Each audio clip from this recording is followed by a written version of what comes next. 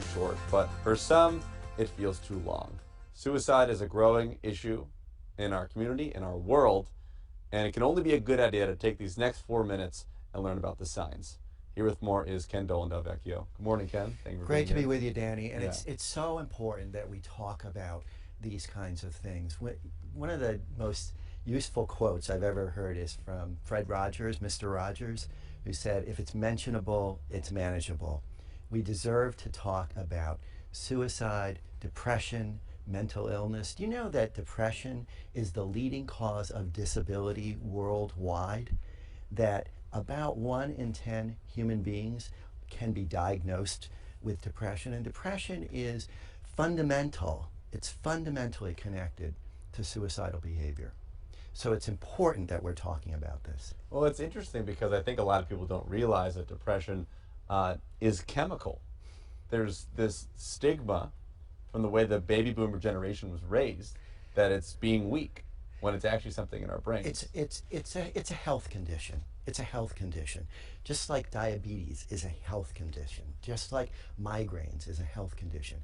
There shouldn't be any health conditions that we can't talk about. There shouldn't be any that are taboo, that are going to bring scorn on other people. When it comes to suicidal thinking and behavior, we need to ask questions that will allow the person who is struggling to say what's going on, to share what's going on. We need to break the stigma that surrounds mental health conditions. And one point that it's very important for everybody to know is, if you ask a person, "Are you thinking about hurting yourself?" Do you ever put together a plan for doing so? You will not, I repeat, not put the idea in their head. That's a myth that prevents some people from opening the conversation. It doesn't work that way. It's important to ask those questions. Because a lot of the times they probably maybe are afraid that person might be afraid that someone doesn't care about them enough. Or, And or that if I say this, that it's going to make this person think less of me in one way or another.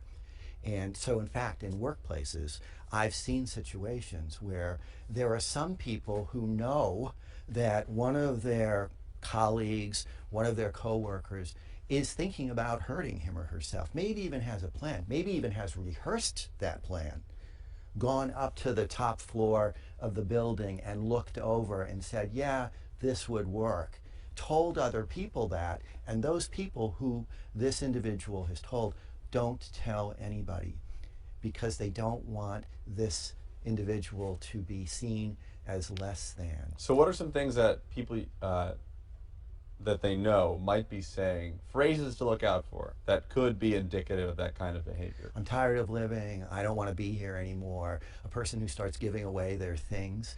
A person who starts checking on their life insurance policy. Does my life insurance policy, will it be fulfilled if I take my life? Those kinds of things.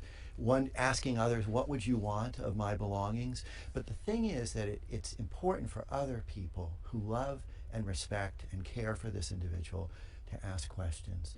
Do you ever feel like hurting yourself? Have you ever thought of a way to do it?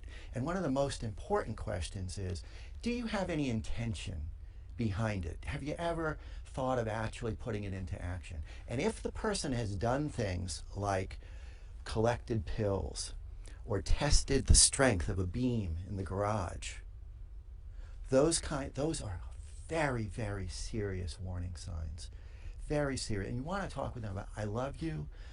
I want to get help with and for you." You want to take that person to a therapist or to the emergency room if it seems like it's an urgent concern. Another thing that is important to keep in mind, there's research that shows if a person tells you that if they were to kill themselves, they would do it with their gun. If you can convince them to put the gun somewhere where it's hard to get or it takes time to get, so maybe give a piece of it to a friend, or maybe people have done things like they put it in water and freeze it so that if I want to get access to my gun, I have to thaw it. If you can insert time, it will often help the person to not follow through on the impulse, because the impulse often passes. Interesting tip. Ken, thank you for being here. I appreciate it. It's a tough topic, but it turns out we probably only get one life. So I want to make sure everyone lives it to the fullest and doesn't waste it. Great to be here. It's great to talk about this. We should Yeah, all be talking about it. absolutely. Everyone, I hope you find it more comfortable to talk about it at home now.